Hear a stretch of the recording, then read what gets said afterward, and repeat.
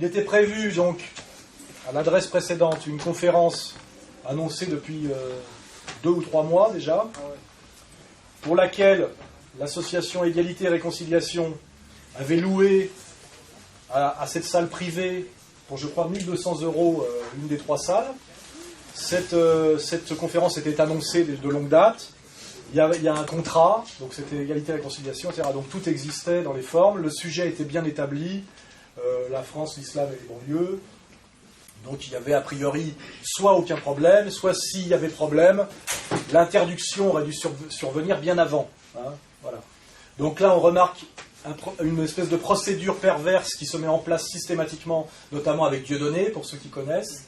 C'est-à-dire que des soi-disant antifa, une bande de guignols non identifiés, soi-disant d'extrême gauche, collent 2-3 affiches en disant, je sais pas quoi, le fascisme ne passera pas, ou ce genre de phrases. La préfecture fait semblant d'avoir peur d'un soi-disant trouble à l'ordre public où il y aurait des affrontements physiques entre des ordres d'antifa et des méchants fachos. Semblant d'y croire, alors que je crois que tout le monde sait très bien que depuis déjà un certain temps, et grâce notamment au travail qu'on a fait avec Dieudonné, il y a très longtemps que les soi-disant antifa ne décident plus qui peut parler dans les banlieues, et notamment si M. Alain Soral a le droit de discuter avec les gens de Vaux-en-Velin. Je crois qu'il y a très longtemps que vous leur demandez plus leur avis, je crois, et c'est tant mieux. Mais la préfecture fait semblant d'y croire, et demande au maire de faire un arrêté d'interdiction, sous prétexte de risque de trouble à l'ordre public. Et le maire, il se trouve là devant Velin communiste, qui est un ami du maire de Vénissieux, et qui est sur la mairie de M. Gérin, qui est très en pointe sur l'énorme problème des burqas en France. Je remercie d'ailleurs les filles en burqa de l'avoir enlevé pour venir m'écouter. Merci. C'est gentil. Voilà, donc on est dans un truc qui en fait est la manière démocratique, puisque la démocratie ça existe, d'empêcher un homme public français de venir parler au nom de l'égalité et de la réconciliation, avec d'autres citoyens français, qui pourtant me semble très nécessaire compte tenu du climat actuel. Voilà, le système bien pervers et bien organisé fait en sorte de m'empêcher de m'exprimer publiquement, mais comme on est quand même en France, en démocratie, la police est là, mais finalement fait rien, gentiment, ils sont un peu emmerdés de ce qui se passe. C'était samedi soir, ils auraient préféré regarder le match de foot. Et finalement, on trouve une solution de rechange. On est accueilli par un ami, il y a des amis partout, beaucoup plus qu'on le croit d'ailleurs. Et finalement, ceux qui se sont fait avoir, c'est ceux qui sont venus, à qui on a dit que c'était annulé et qui sont repartis, parce que le but était celui-là, pour que demain, les antifas sur un site internet où ils sont 2 et lus par 3 avec 8 pseudos, peut croire qu'ils sont 12, vont dire qu'ils ont chassé les fachos des quartiers et qu'en gros, ils empêchent, ils contrôlent soi-disant le terrain et ils vous protègent, vous, évidemment, Français immigrés des visins racistes comme moi, tout en étant d'ailleurs par ailleurs anti-musulmans, ce qui commence à poser un problème schizophrénique, puisqu'ils sont anti-racistes d'un côté et anti-musulmans de l'autre.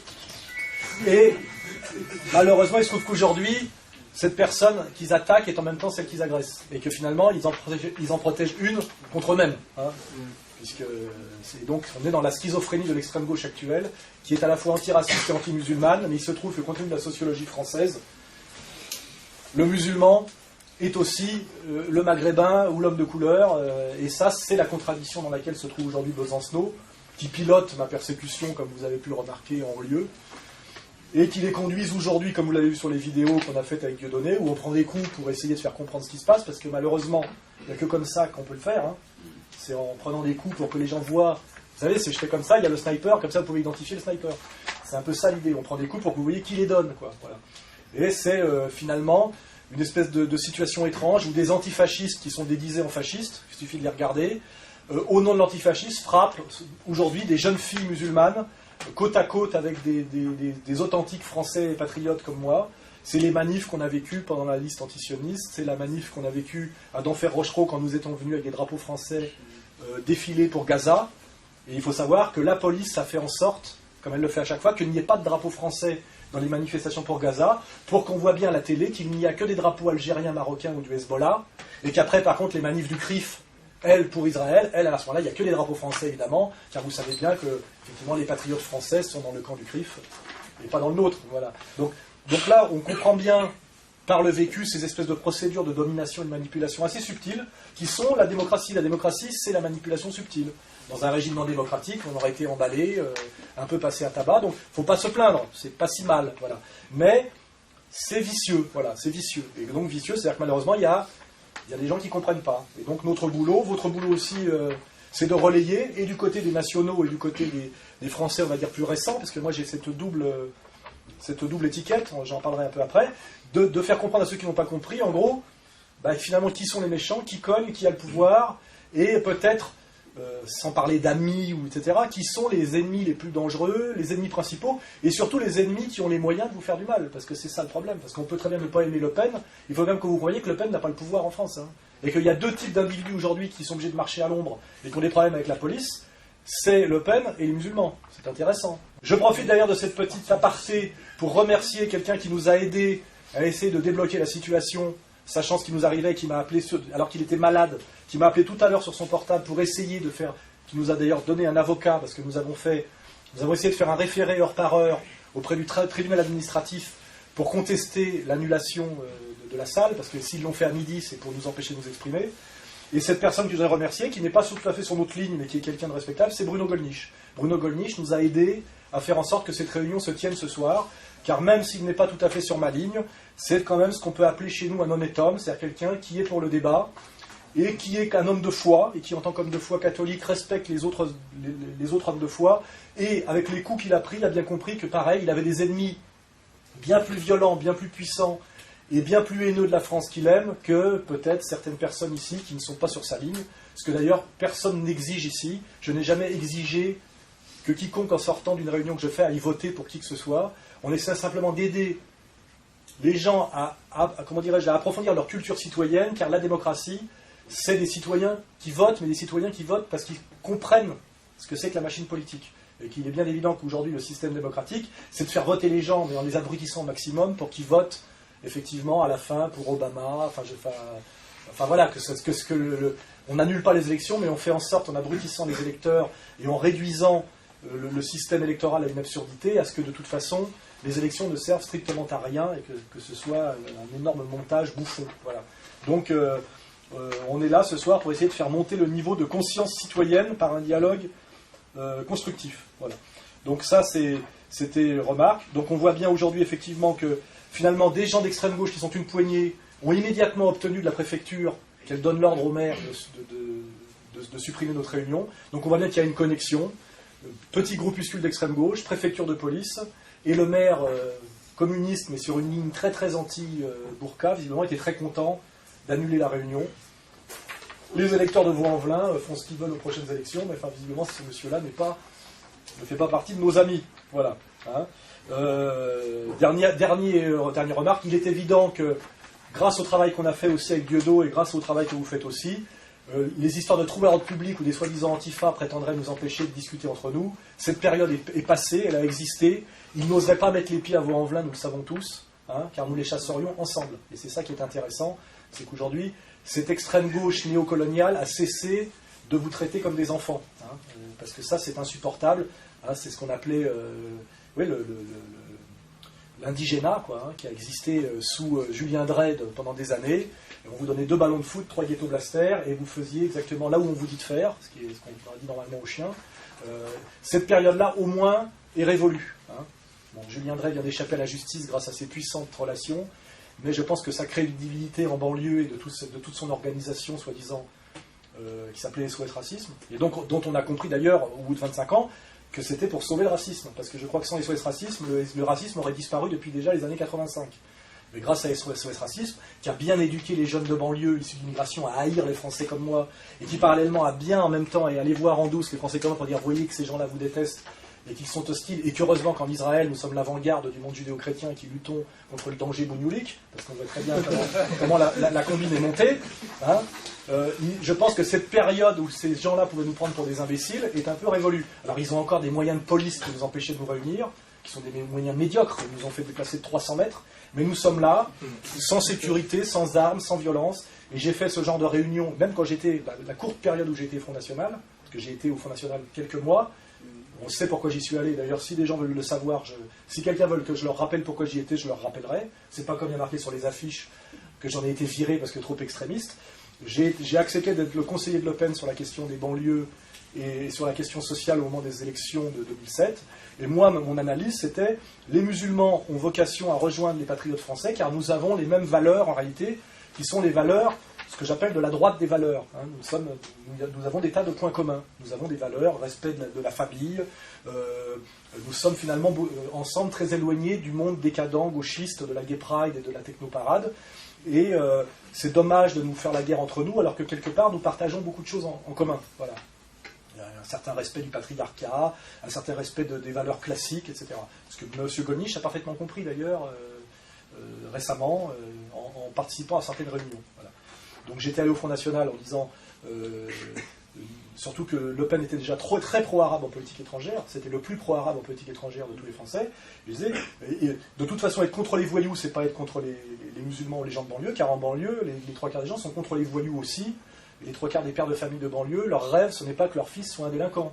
Donc, il y avait quelque chose qui se passait pas mal. Et puis, il s'est passé autre chose qui fait que ma tendance a été marginalisée, et sentant que l'anti-islamisme risquait de devenir une des mamelles du Front National de demain, ce qui permet, comme vous l'avez remarqué, Marine Le Pen de passer à la télévision sans que personne ne l'agresse, et que même que c'est Vincent Peillon qui se fait porter pâle, alors que dans le temps, ça aurait été le représentant du Front National qui aurait été viré.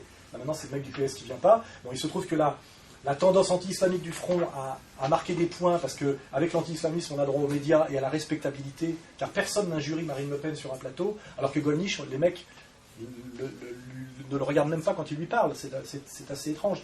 Donc je suis parti du Front National en faisant une déclaration solennelle en disant pourquoi je partais, car j'étais contre la ligne anti-islam que je trouve moralement condamnable et politiquement peu stratégique, car en réalité il y a beaucoup plus de musulmans qui pourraient voter pour un parti nationaliste que de ceux qui vous invitent à la télé, mais qui ici constituent un puissant lobby, ne constituent pas un électorat, et qui en plus nous haïssent très très profondément, et qui haïssent d'ailleurs tous les patriotes du monde, et qui n'aiment aucun peuple solidaire et aucun peuple fier de sa nation et de ses frontières. Il faut savoir que ça se passe comme ça partout. Hein, voilà. Donc moi, c'était pas ma ligne, j'en suis parti. Donc j'ai été quelqu'un qui a tenté de faire quelque chose au Front National, qui, je le crois, était risqué, courageux et voué sans doute à l'échec. Je l'assume totalement. Je suis un type qui aime bien prendre quelques risques, quoi. Enfin, tenter des trucs un peu rock'n'roll. Voilà. Il se trouve que par ailleurs, dans ma vie, j'ai été 7 ans au Parti communiste, dont que je revendique aussi. Et j'ai quitté le Parti communiste pour les mêmes raisons que j'ai quitté le Front National, parce que j'ai constaté que ces mouvements, qui étaient des mouvements qui avaient encore une certaine indépendance, se sont soumis au système. Et en fait, nous assistons peut-être en ce moment à la soumission du Front National au système, comme j'ai assisté moi à l'époque à la fin de Georges Marchais, à la manière dont le Parti communiste français s'est soumis au système, s'est soumis au Parti socialiste, dont Julien Drey dit des fois d'ailleurs sa langue fourche, il dit Parti socialiste des fois. Il a du mal à distinguer les deux. Enfin bon, je ne m'apaisantirai pas sur ce sujet. Et donc en fait, ma position a toujours été une position de résistance au système, qui est, je crois, la pire chose. Et pour ça, il faut s'appuyer sur ce qui existe. Et il y a des gens anti-système au Front National, il y en a. Il y a des gens anti-système dans les banlieues, il y a des gens anti-système dans la police, il y a des gens anti-système, même Jean-Marie Bigard, dans le show business, il y a Dieudonné, il y en a partout. Et ce qu'il faut, c'est créer la fraternité des gens qui ont compris ce que c'était qu'un système de domination, le système de domination, comment il fonctionne, et savoir ne pas tomber dans les pièges, et ne pas aller systématiquement vers les ennemis qu'on leur désigne. Un peu comme on va sur le taureau va sur le foulard rouge, alors qu'en fait, ce qu'il faut charger, c'est le torero. Si on est un taureau intelligent comme ça, la corrida s'arrête beaucoup plus vite. Il n'y a pas de mise à mort. Si vous chargez directement le taureau, c'est pas vous qui finissez avec l'épée dans la tête, alors que si vous chargez le foulard comme on vous le dit de le faire, et ben à la fin, le torero repart avec la queue et les 2 oreilles. Voilà. Et donc, on est quand même dans cette logique, nous, d'essayer d'être un peu moins bêtes et de ne pas faire là où on nous dit de faire, que ce soit Besancenot qui vous le dise, que ce soit Julien Drey, que ce soit Sarkozy, que ce soit je ne sais pas qui, enfin, ils vous le disent à peu près tous la même chose. Hein. C'est assez facile. Voilà. Donc, on est là pour ça. Maintenant, on est là aussi pour aborder un sujet plus risqué encore, qui est de parler de la question de l'islam en France. Voilà. C'est une question, je le dis, risquée, parce que moi j'ai un pied du côté des nationalistes français, ce qui est l'intérêt, et un pied du côté, une certaine sympathie pour les musulmans, pour des raisons qui me sont personnelles, intuitives, liées à mon vécu, etc., dont on pourra parler si on débat après un peu pourquoi, parce qu'il y a des vidéos qui circulent avec des espèces d'extrapolations, que j'aurai des calculs, parce que comme vous le voyez d'ailleurs, j'ai des calculs de réussite sociale très très subtils, parce que ce que je fais me rapporte, comme vous le savez, beaucoup d'argent, une grosse présence médiatique, des risques minimums. Je fais ça par intérêt Voilà, enfin oui, parce que c'est là qu'effectivement qu'il y a à gagner. Voilà. Bon, on pourra en débattre après, parce que je pense qu'on discutera un peu. Mais on est sur ce débat qui s'appelle la question la France, l'islam et les banlieues. Hein, voilà. Et moi, comme je vous le dis, j'ai une sympathie pour les musulmans, je suis un nationaliste français, et mon association s'appelle Égalité et Réconciliation. Et ce qu'il faut bien comprendre parfois, parce qu'on a du mal, c'est qu'on se réconcilie toujours avec l'autre. Hein. On se réconcilie avec celui qui est comme vous, c'est pas très difficile. Donc il y a quand même ici dans cette salle, ce qui est intéressant, des gens qui sont plutôt issus de la mouvance nationale, des gens qui sont sensibles à la question de l'islam pour des raisons qui leur sont personnelles, des gens qui se posent des questions. Et ce qui est intéressant, ce qui est l'intérêt de l'association Égalité et Réconciliation dont je suis le président, c'est que c'est une association transcourant, c'est-à-dire qu'elle est composée de gens différents qui, je pense, s'ils se réconciliaient, constituent ce que j'appelle le peuple de France, dans ce qu'il a de plus respectable, de plus intéressant et sans doute de meilleur. Voilà. Mais c'est un travail difficile, car comme je vous l'ai dit tout à l'heure, l'empire, le système, fonctionne parce qu'il divise le peuple et qui pousse, exactement comme dans les cités américaines, les latinos à se tirer dessus contre les noirs américains. Il pousse un système des luttes légitimes qui seraient verticales à s'horizontaliser, notamment en banlieue, à faire que le français chômeur qui a la haine, demain s'en prenne aux musulmans chômeurs également qui a la haine. Comme ça, il n'y a plus qu'après à mettre des barbelés autour et on regarde les animaux se bouffer entre eux. On peut même faire payer l'entrée, enfin payer le spectacle, vous voyez, avec les caméras, et ça fait un spectacle de violence et de haine, horizontal, inutile, dont pâtissent les gens du peuple, et que regardent, en faisant des commentaires plus ou moins sophistiqués, les gens de la ville, la bourgeoisie, etc. C'est un peu ce qui est en train de se mettre en place de plus en plus en France. Voilà. Donc moi, j'ai cette position intéressante et risquée, d'avoir un pied, un pied du côté des nationalistes, un pied du côté des gens des quartiers, parce que c'est un peu de là que je viens aussi, et donc je tente, de bonne foi, en sachant que c'est risqué, une médiation. Voilà. Et donc pour traiter cette question de l'islam et de la France, je vais vous lire un texte peut-être que vous connaissez qui circule un peu sur Internet, qui s'appelle « À l'ombre du minaret en flammes », que j'ai écrit pour essayer de créer, pas créer le débat, mais comme ce débat nous a été imposé, parce qu'on a créé un débat qui s'appelle l'identité nationale. L'identité nationale égale la question de la burqa. Donc on a bien compris, ça s'est réduit à ça. C'est vrai que ça fait partie du problème, et que c'est même un des trucs les plus visibles. Mais l'identité nationale, on va le voir, ça va beaucoup plus loin que ça, puisqu'à la fois les gens qui parlent d'identité nationale nient d'ailleurs qu'il y en ait une. C'est-à-dire qu'il faut défendre une identité nationale en danger, dont M. Besson nous dit qu'elle n'existe pas d'ailleurs, hein, puisque la France n'est pas une langue, n'est pas un peuple, n'est pas une histoire, mais il y a quand même une identité nationale, ce qui s'appelle de la métaphysique. C'est un peu, vous savez, comme le couteau sans lame dont il manque le manche. Vous voyez, soit il y a une identité nationale, il faut dire ce qu'elle est, et puis d'ailleurs c'est dynamique, et ce qu'elle peut devenir, et ce qu'elle était hier, et ce qu'elle peut être demain, parce que tout change, comme disaient les Grecs, font pareil. Soit, et ça n'existe pas, il n'y a pas de débat. Ce qui est étrange, c'est qu'il y a un débat qui est strictement sur la burqa pour une question d'identité nationale qui n'existe pas, mais qui en plus doit être fixée pour toujours, par des gens dont on va pouvoir dire à quel point ils sont légitimes tout à l'heure. Hein. Donc je vais vous lire ce texte qui est un texte un peu provoquant et un peu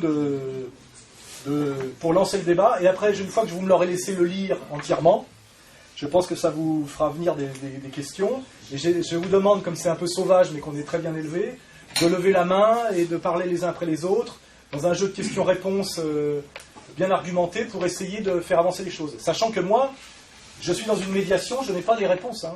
Les réponses, comme dirait l'autre, si vous n'êtes pas d'accord pour jouer le jeu de la réconciliation, il n'y aura pas de réconciliation, c'est tout. Hein. Et puis moi, à un moment donné, je me sauverai, et puis c'est tout. Mais je vais tenter quand même, voilà. Donc je vais lire ce texte qui s'appelle « À l'ombre du minaret en flammes ». Voilà. Je commence. La critique du mondialisme, c'est la défense de la France. La critique de l'islam radical, c'est la défense de la France. Les Français sont exaspérés par la violence économique mondialiste. Ils sont aussi inquiets de l'arabisation de la France. Marine Le Pen, puisque je m'appuie sur Marine Le Pen pour ce texte, donne donc l'impression de vouloir sauver la France, en s'attaquant beaucoup à la burqa, vous l'avez compris, elle est assez en pointe sur ce combat.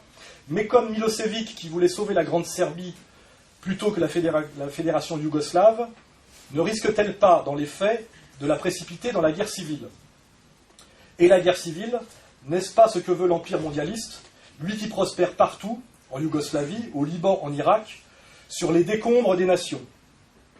L'empire qui est à Wall Street, et qui sait que pousser le salarié français paupérisé contre l'arabe Quand je dis arabe, je veux dire l'arabe tel que le comprennent les Français de base. Parce que pour un Français, un arabe, c'est un maghrébin, c'est un saoudien, il ne sait pas. Donc moi, j'emploie les mots tels qu'ils fonctionnent pour le peuple. Hein, que vous pourrez après me donner toutes les leçons de sémantique sur la différence entre un maghrébin, un arabe, etc. Là. Quand je dis l'arabe, c'est l'arabe tel que le dit le mec du bistrot, c'est-à-dire le maire de Vénissieux de Vanvelin. L'arabe. Hein, d'accord, voilà. Moi-même, je sais ce que c'est, mais je joue au con. Hein, voilà. Voilà. Hein, voilà. Donc c'est l'arabe pour monsieur Gérin. Hein, voilà. Donc l'empire qui est à Wall Street et qui sait que pousser le salarié français paupérisé contre l'arabe lui coûtera moins cher que d'augmenter son salaire, lui redonner un emploi en cessant de désindustrialiser son pays. Qui sait que désigner l'arabe, habillé en musulman, comme responsable de ses souffrances, lui évitera, lui, de passer à la caisse et à la casserole. Et c'est forcément électoralement efficace, puisque là où il y a le plus de Français qui souffrent de la crise économique, c'est là aussi où il y a le plus de musulmans habillés en arabe. Des racailles aussi, élevés à l'idéologie libérale de la maille, des meufs et du bling-bling, comme Doc Gineco et son petit pote Sarkozy Junior, dit Mosset, parce que vous savez que le fils Sarkozy fait du rap maintenant avec Doc Gineco, hein, sous le nom de Mosset. Mais de cela, étrangement, on ne parle plus, ils ne sont pas musulmans. Pourtant, ce ne sont pas les musulmans dans les quartiers qui volent, qui insultent la police et qui taguent. Quant au retour de l'assimilation, je veux bien, mais l'assimilation à quoi? À la France de Sarkozy l'américain, qui fait du jogging avec t-shirt New York Police Department et Ray-Ban? Quelle légitimité a ce faux français pour demander aux musulmans de s'assimiler quand lui et toutes nos élites politiques et culturelles assimilent à marche forcée la France au communautarisme anglo-saxon? Comment oser exiger qu'on en finisse avec le communautarisme quand on va chaque année prendre ses ordres au dîner du CRIF? Ce CRIF qui, après nous avoir dit que le problème en France c'était l'islam, vient de se prononcer pour les minarets. Pour les minarets, le communautarisme et la guerre civile. Plus sérieusement, comment s'assimiler à la culture française en banlieue entre la barre HLM Yuri Gagarin, la médiathèque Robert Schuman, membre du premier gouvernement Pétain, pour ceux qui ne le savaient pas, et le fast-food McDonald's. À la limite, moi aussi, je suis pour que les musulmans enlèvent leur foulard dans l'espace public, à condition que les juifs commencent par enlever leur kippa. Parce qu'en centre-ville, on ne voit pas de foulard, mais des kippas. Et elles ont réapparu bien avant les foulards. Et même si je vous accorde que ces jeunes barbus de 3 jours, ces jeunes filles à foulard pour la frime et la drague parfois, sont agaçants, plus exaspérants encore sont les manipulations des autres, cette bêtise de tous, musulmans et gaulois, fonçant tête baissée dans le piège à coups de surenchère identitaire. Mais la colère ne doit pas nous faire oublier que l'arabisation de la France, j'emploie encore ce mot tel que je vous l'ai dit tout à l'heure, est d'abord la conséquence de l'immigration, de cette immigration à marche forcée contre la volonté des peuples, de tous les peuples, français comme maghrébins, voulus par le mondialisme, au point de nous faire oublier d'ailleurs qu'islam ne veut pas nécessairement dire arabe. Alors au lieu d'aller au clash, en jouant le jeu du conflit de civilisation, qui est le jeu de l'empire, ne devrions-nous pas plutôt, nous les nationalistes, par patriotisme véritable, donner la parole aux Français musulmans, à ceux qu'on ne voit jamais dans les médias qui invitent de plus en plus complaisamment Marine Le Pen pour faire le sale boulot, car ce sale boulot, voulu par la classe politique tout entière, de la gauche Caroline Fourest à la droite Alain Finkielkraut, ce sale boulot du ratonneur, il faudra encore que ce soit la droite nationale qui le fasse. La bourgeoisie cosmopolite, elle, veut garder les mains propres. Alors plutôt que de tomber une nouvelle fois dans le piège de l'extrême droite, pourquoi ne pas donner la parole à cette nouvelle génération de Français musulmans qui sont bien plus nombreux que les femmes en burqa? Exiger que cessent enfin de parler à leur place pour si mal les défendre Mélenchon le laïcard, qui croit encore que ce sont les papiers qui font l'appartenance à la nation française. Les juifs allemands aussi, M. Mélenchon avait des papiers en 1933, et ils ont bien dit à Hitler l'Autrichien qu'ils étaient plus allemands que lui. Sur le papier, ils avaient raison, mais ça n'a pas suffi. Que se taise aussi Vincent Payon, le shoatique, qui regarde visiblement plus vers Yad Vashem que vers Gaza. Les musulmans français, ils s'en foutent de la Shoah, M. Payon. Ce ne sont pas eux qui ont voté les pleins pouvoirs à Pétain, c'est la chambre du Front populaire. Quant à Julien Drey, l'antiraciste, pour lui, après de 25 ans de nuisances et d'arnaques, la messe est dite. Et même le gentil Ramadan, même lui, l'universitaire suisse, qui laisse aussi parler le musulman français, pour qu'il puisse dire enfin à son concitoyen gaulois qui souffre et qu'il côtoie, lui, sur le terrain et dans les quartiers, que l'islam n'est pas nécessairement une religion arabe, mais aussi une religion universelle, que ces valeurs sont aussi des valeurs de résistance au mondialisme qui nous détruit tous, et que s'ils sont de confession musulmane, en tant que Français, ils peuvent être aussi résolument contre l'immigration, le mondialisme et même l'arabisation du pays, qu'ils sont plus encore, contrairement à Cohn-Bendit, l'internationaliste, à Bernard-Henri Lévy, le cosmopolite, et à Besancenot, le métisseur, pour l'indépendance de la France, et même pour une francisation de l'islam, et que rien dans les 5 piliers de l'islam, rien dans sa théologie ne l'interdit, au contraire. Car si Mohammed, que je sais qu'il ne faut pas appeler Mahomet, on peut parfois le faire sans le savoir, il paraît que c'est injurieux d'appeler le prophète, de l'appeler Mahomet. Moi, je ne le savais pas avant qu'on me le dise. Vous voyez, donc quand quelqu'un dit Mahomet, c'est pas forcément un manque de respect, c'est simplement que pour lui, c'est le nom en français. Quand vous dites Confucius, c'est Lao Tse, voilà, ça existe comme ça. Donc, j'avais écrit Mahomet, quelqu'un m'a fait remarquer qu'il fallait dire Mohamed. Donc maintenant, je dirais Mohamed, mais bon, j'aurais pu dire Mahomet, parce que Mahomet, ça sonne plus français. Bon, si Mohamed est le prophète arabe de Dieu, comme Jésus était juif, ce qui se discute d'ailleurs, mais bon, je veux bien l'admettre, moi qui suis chrétien, Allah, lui, est le Dieu de tous les hommes, et ses valeurs morales sont universelles, contrairement, par exemple, à celles de Philippe Val. Elles le sont beaucoup moins. Il n'y a donc aucune obligation que le musulman français se présente à nous, en babouche, avec coupole et minaret. Le chinois qui se convertit au catholicisme ne se fait pas débrider les yeux. Il ne renonce pas pour autant à construire ses églises ou ses mosquées avec des toits pagodes en respectant l'architecture de son terroir. Pour ceux qui ne le sachent pas, qui visitent ou qui aillent sur Internet, ils verront aussi bien que les mosquées en Chine et les églises catholiques en Chine sont des monuments chinois. Voilà. C'est bien de s'en rendre compte. Voilà ce que les musulmans français, ayant enfin accès à la parole, et non plus les francs-maçons, doivent dire maintenant aux citoyens français de souche, qu'une mosquée n'a pas en France à être nécessairement un monument d'importation orientale. Je parle de son architecture. Que la foi authentique ne se réduit pas à ces signes temporels et contingents, et qu'ils sont donc eux aussi, ils peuvent l'être, surtout si c'est intelligent de l'être, contre les minarets inutiles et autres signes ethniques ou temporels dans l'espace public. Qu'en résumé, ils sont aussi contre le colonialisme. Car le colonialisme, il faut bien savoir que c'est universel. Il y a des gens qui peuvent se sentir colonisés de façon culturelle, vous voyez, par des signes culturels étrangers, et que cette peur leur fait passer à côté de valeurs qui, elles, sont positives et universelles. Donc moi, ce que j'essaie de faire comprendre, c'est que si on découple la contingence historique de l'arabité des valeurs universelles de l'islam, on a gagné la partie. Et que c'est cette partie-là que nos ennemis ne veulent pas qu'on gagne. Je vous garantis que je le vérifie tous les jours. Voilà.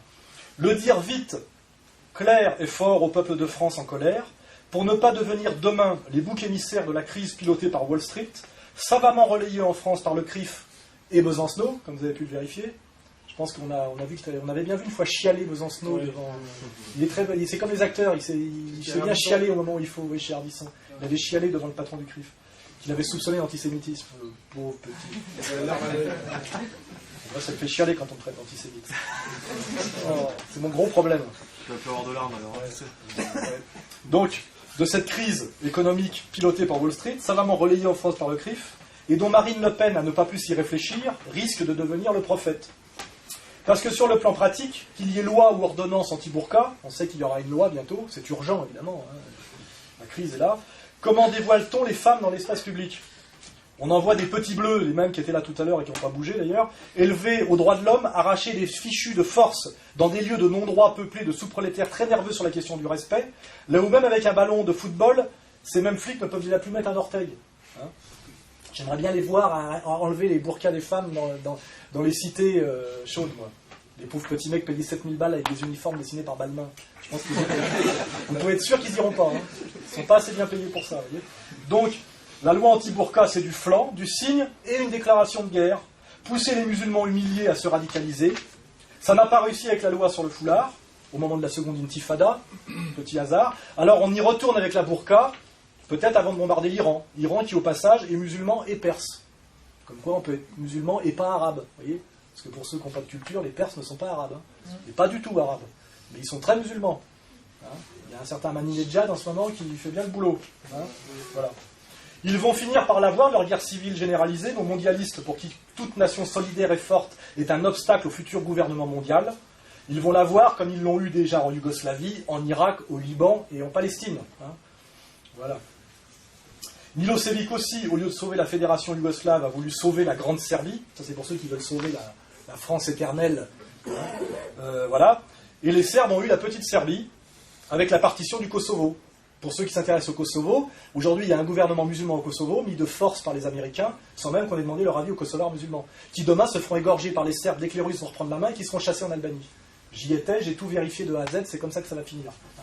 Voilà. Et les Kosovars musulmans, on leur a rien demandé. Rien. Hein. C'est l'Oucheka, c'est-à-dire la mafia albanaise, l'armée américaine,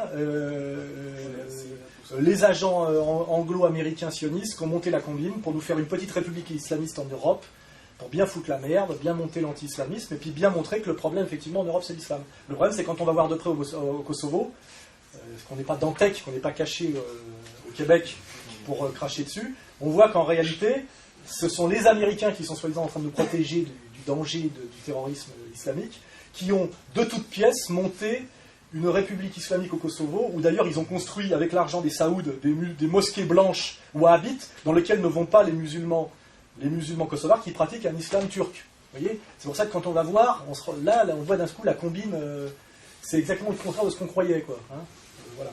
Moi, il se trouve que j'y suis allé voir, donc effectivement, j'ai vu que ça ne s'était pas passé comme ça, quoi. Hein. Donc les Serbes ont voulu sauver la Grande Serbie, ils ont eu la Petite Serbie et la partition du Kosovo. Et souvenez-vous là aussi que Bernard-Henri Lévy, Kouchner, Glucksmann le Tchétchène, étaient tous pour les minarets et les musulmans. Il faut remarquer quand même, c'est étrange. Hein. C'est-à-dire que ces types-là sont toujours pour les musulmans, chaque fois que ça peut faire du tort aux musulmans, d'une certaine manière. Hein. Voilà. Bon, c'est pour ça que c'est compliqué. Hein. Ils sont tous pour les minarets, hein. Il n'y a pas de problème. Ils ont compris que ça énervait les Français, ils sont pour. C'est à ça que devraient penser les Français en colère avant d'emboucher les trompettes de la Reconquista. Et au lieu de regarder vers les identitaires hollandais ou danois, tous agents de l'Empire et sionistes, comme pour Dantec, le sionisme est un très bon marqueur, parce qu'on voit très bien qu'aujourd'hui on a tout à fait le droit d'être d'extrême droite si on est sioniste. Hein. Le problème c'est juste d'être anti-sioniste. Extrême droite, il n'y a aucun problème si vous êtes extrême droite sioniste. Hein. On le vérifie tous les jours et de plus en plus. Hein. Voilà. On a même un certain Éric Zemmour qui montre assez bien comment, quand on s'appelle pas Soral et qu'on n'est quand même pas trop amis des musulmans, on peut dire des trucs que si moi je le disais, je serais viré en 24 heures. Ceci dit, Zemmour n'est pas un imbécile du tout, mais on remarque bien quand même qu'aujourd'hui, il y a une parole qui s'est libérée sur certains sujets, mais elle ne s'est pas libérée pour tout le monde. C'est ça qui est bizarre, quoi. C'est-à-dire que Le Pen n'aurait pas le droit de dire ce que dit Finkielkraut ou Zemmour sur certains sujets. Zemmour, lui, a le droit. Pourquoi Il n'est pas sioniste, c'est pas vrai dire. Il n'en parle jamais. Mais bon, on en parlera. Parce qu'il est plus malin que ça, moi, je crois. Voilà, c'est pas Finkielkraut. Hein. Voilà. Donc je dis, c'est à ça que devraient penser et les Français de souche qui rêvent de Reconquista, là c'est un peu pour les identitaires, et aussi les musulmans qui pensent aussi qu'ils font une guerre sainte et qui sont là pour coloniser l'Europe, parce que j'ai entendu des fois aussi des conneries assez graves de ce côté-là. Et je dis que qu'ils devraient plutôt regarder du côté du général Aoun, qui connaît lui la guerre civile, ses dégâts et ses buts et ses causes. Le général Aoun, que j'ai rencontré d'ailleurs personnellement, qui lui tend la main en véritable patriote libanais à Hassan Nasrallah du Hezbollah. Je pense que le mauvais exemple à ne pas suivre, c'est l'exemple yougoslave de Milosevic, qui est un exemple identitaire qui a amené à la destruction de la Serbie d'une certaine manière, mais que le vrai exemple de résistance intelligente à l'empire mondialiste et à ses manipulations, c'est la réconciliation dont peut-être vous-même n'avez jamais entendu parler, parce que je vous garantis qu'elle est très peu médiatisée, qui est le pacte qu'ont signé les chrétiens maronites libanais du général Aoun avec Hassan Nasrallah et qui constitue le front de salut national libanais, et c'est grâce à ça qu'ils ont vaincu pour la première fois l'armée israélienne sur le terrain. N'oubliez pas ça. Donc il y a vraiment des exemples quand on s'intéresse et qu'on va chercher les informations et la complexité du réel au-delà de la manipulation médiatique. Il y a tous les exemples d'espérer et de vérifier qu'on n'est pas très loin de la vérité.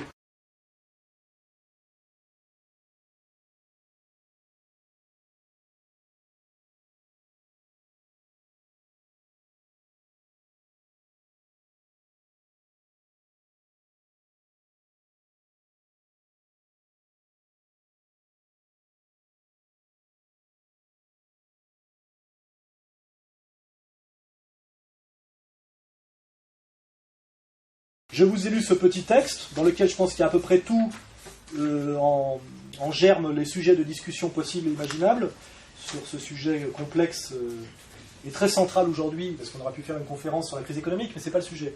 Le sujet, c'est l'islam et la France, on va dire, et les banlieues, ce qui est intéressant. Parce que, comme vous avez remarqué, avant, le gros problème, c'était la délinquance des banlieues. Moi, très tôt, j'ai écrit que finalement, une des solutions à la délinquance des banlieues, c'était la réislamisation. Parce que quand un délinquant de banlieue devient musulman, en général, il s'insère. Il se met plutôt à fonctionner socialement. Donc on devrait plutôt être content de ça, parce qu'il n'y a pas tellement de délinquance musulmane. Or, bizarrement, aujourd'hui, le vrai problème, c'est plus la délinquance, c'est l'islam.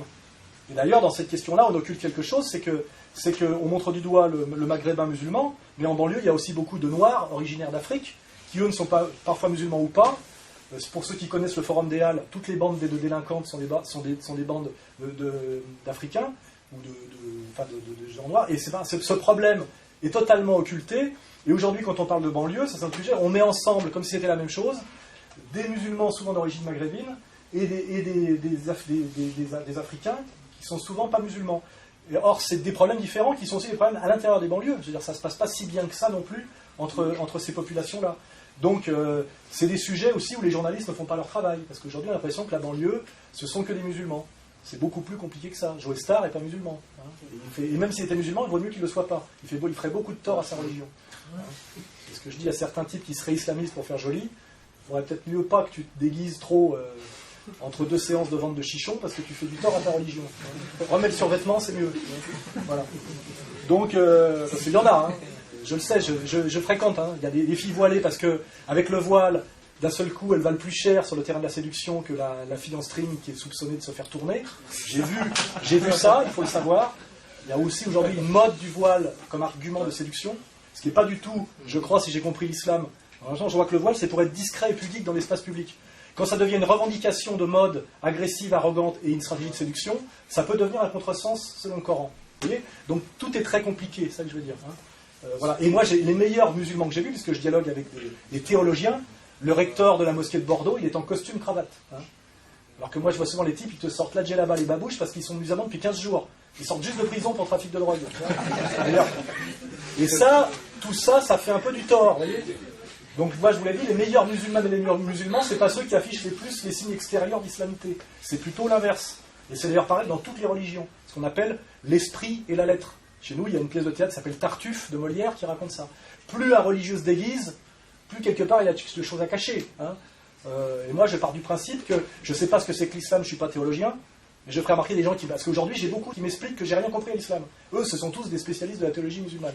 Et qu'effectivement, l'islam est inséparable de l'arabité, au sens où si c'est traduit, ça ne veut plus rien dire, en gros. Donc ça veut dire, en gros, ce qu'ils veulent m'expliquer, qu'on ne peut être musulman que si on est arabe, ou qu'il faut être arabe pour être un meilleur musulman. Donc quelque part, il y a un peuple élu dans l'islam qui sont les arabes, que la langue arabe a un statut unique, etc., de transmission de la foi. Et moi, je suis un peu étonné, je dis ça ressemble beaucoup au judaïsme talmudique. Hein. Et moi, il me semblait qu'effectivement, que moi, je pouvais comprendre les valeurs de l'islam, et qu'elles étaient universelles, et il ne me semblait pas que, d'après ce que j'ai compris, que Allah était juste le Dieu des Arabes et qu'il parlait qu'une langue. Il me semble qu'en tant que celui qui a tout créé, il était capable aussi de m'expliquer en français comment je pouvais devenir un bon musulman. Parce que si moi on m'explique qu'il faut que j'apprenne l'arabe littéraire du VIe siècle, celui que personne ne parle nulle part, hein, pour comprendre les valeurs de l'islam, là, excusez-moi, si c'est ça la vérité théologique, effectivement, l'islam n'est pas une religion française. Et elle ne pourra pas s'implanter autrement que par la force. Mais ça, c'est bizarre, parce qu'il y a des soi-disant théologiens qui apparaissent d'espaces bizarres pour m'expliquer ça, qu'il faut qu'on en passe par l'arabité pour devenir musulman. C'est très ennuyeux, parce qu'effectivement, moi, j'ai un très gros respect pour les musulmans, mais j'aime bien les monuments français, j'aime bien la langue française, et si on me dit que je dois porter des babouches, une djellaba, et mettre des portes maghrébines chez moi pour pouvoir comprendre les valeurs universelles de l'islam, c'est que c'est pas universel. Vous voyez, je suis pas théologien, mais j'ai un sens logique. Hein, voilà. Mais il y a beaucoup de gens qui vont nous amener sur ce terrain-là. C'est pour ça que je démine. Déjà, au cas où il y aura un salafiste dans la salle, parce qu'il y en a toujours un pour m'emmerder. Hein. Et comme vous le savez, les salafistes, comme les wahhabites, sont les meilleurs amis des musulmans et les plus grands résistants à l'Empire. Vous le savez, ils ne couchent pas avec les Américains, ni avec les sionistes. Ça aussi, il faudra en parler, ce que c'est que l'islamo-sionisme, parce que c'est peut-être le plus gros problème qu'on rencontre, c'est celui-là. Hein. Ceux qui ont tout intérêt à ce que ça se passe mal. C'est qu'il me semble, moi, que dans l'islam, contrairement au catholicisme, ça ressemblerait peut-être plus au protestantisme d'ailleurs, il n'y a pas de clergé, il n'y a pas de pape. Donc moi, tant qu'il n'y aura pas un pape de l'islam, un Benoît XVI qui m'expliquera c'est comme ça et pas autrement, je dirais à celui qui me dit l'islam c'est comme ça, je dis, tu penses que c'est comme ça. Mais il y a aussi une autre autorité qui, elle, dit que ça peut être aussi comme ça. Enfin, une interprétation un peu différente. Voilà. Et il y a, comme vous le savez, débat, c'est très complexe comme partout. L'islam ressemblerait plutôt, pour ceux qui ne le savent pas, nationalistes, au protestantisme tel que le pratiquent les Américains. C'est-à-dire qu'il y a un certain nombre de chapelles qui sont à égalité, et il n'y a pas d'instance supérieure, on va dire, qui dit la loi définitive. Donc, par exemple, Tariq Ramadan peut dire voilà comment j'interprète la chose, mais il y aura un type pour dire je ne suis pas tout à fait d'accord, etc. Ce qui est intéressant, c'est-à-dire qu'il y a débat. Donc, s'il y a débat, ça veut dire qu'il y a démocratie quelque part et qu'il y a ouverture. Donc, justement, parce qu'il n'y a pas de clergé, une totale verticalité dans l'islam, sauf peut-être dans l'islam chiite, mais qui est minoritaire et qui est une autre question. Ici, on est plutôt avec des sunnites. Et bien, justement, ce qui est bien, c'est qu'il y a débat parce qu'il n'y a pas une autorité qui dit la vérité une fois pour toutes et définitive. Donc, je fais exprès de le dire déjà pour préparer un peu le débat pour les gens qui ne connaissent pas bien, mais moi je vois que je pose déjà toutes ces questions, et je vois ce que je prends dans la gueule. Mais c'est plutôt dans l'islam sunnite qu'il n'y a pas de verticalité. Oui, mais l'islam sunnite c'est 85% de l'islam, et en France, c'est l'immense majorité des musulmans. Même en France ou même partout dans le monde, il y a plus de sunnites que de chiites. C'est une manière de lancer le débat. Donc là, parce que moi je me pose cette question, est-ce que je peux comprendre l'islam en français ? Voilà. Est-ce que je peux être un bon musulman sans apprendre l'arabe ? Voilà, parce que les Français qui sont inquiets, c'est ça qu'ils pensent. Ils pensent que les musulmans de France, ça ne va pas être des Français qui pratiquent une religion universelle qui peut s'exprimer par les médiations de la France. Ils pensent que ça veut dire à un moment donné que des femmes voilées, des babouches, la pâtisserie, on va cesser, il n'y aura plus de la pâtisserie tunisienne et orientale. Et puis ils disent quand même c'est un peu sucré. Je voudrais pouvoir continuer à manger des choux à la crème, le baba au rhum. Enfin, c'est un peu ça qui fait peur. Il faut comprendre pourquoi les gens ont peur. Parce que pour eux, un musulman, c'est un colonisateur qui veut imposer une culture orientale à la culture française. Or, malheureusement, il y a aussi sans doute des gens qui croient ça même de l'autre côté, mais moi il me semble que si l'islam est une religion universelle, elle peut s'exprimer, et c'est d'ailleurs l'histoire de l'islam. Il me semble qu'en Indonésie... Quand on parle de l'islam aussi, moi je crois que les musulmans en France, qui viennent d'Algérie, du Maroc, la grande majorité ressemble pas c'est pas des musulmans pratiquants en fait. Comme tu disais par rapport. Parce que l'islam est aussi une culture. Oui, moi je suis catholique. Mais ce que je veux dire, c'est qu'ils mettent des Nike, c'est plus une américanisation comme en France. C'est évidemment parce que le sujet est beaucoup plus compliqué et c'est parce que les médias jouent un jeu de réduction et de radicalité volontairement, à mon avis, soit idiote, soit malhonnête, je ne sais pas, qu'il y a un gros problème en France. Et je pense que si, j'en suis persuadé parce que je l'ai vérifié 1000 fois, un dialogue s'instaure, même entre les Français les plus patriotes, les plus attachés à leur terroir, et des musulmans honnêtes qui ne sont pas des agents de gouvernements étrangers ou des types payés pour foutre la merde, très vite ils comprennent qu'en réalité il n'y a pas de problème. Le problème est ailleurs, c'est plutôt des problèmes nous, déjà dans les quartiers populaires, on le vit tous les jours, parce qu'on se rend bien compte qu'on a des amis qui viennent Il y a très long... Excuse-moi, si nos instances dirigeantes venaient des quartiers populaires, ça serait... Oui, bien sûr. Voilà. Bon. Donc moi je lance le débat un peu comme ça, j'ai éliminé 2-3 sujets.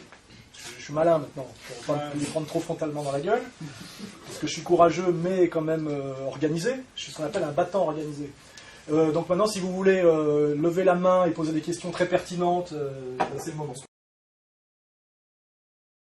En fait, il y a eu une guerre civile au Liban qui a été très violente et qui était une guerre civile communautaire, donc on sait que ces choses-là peuvent arriver, peut-être pas demain, mais je veux dire des pays qui ont été détruits par des guerres civiles ethnico-religieuses.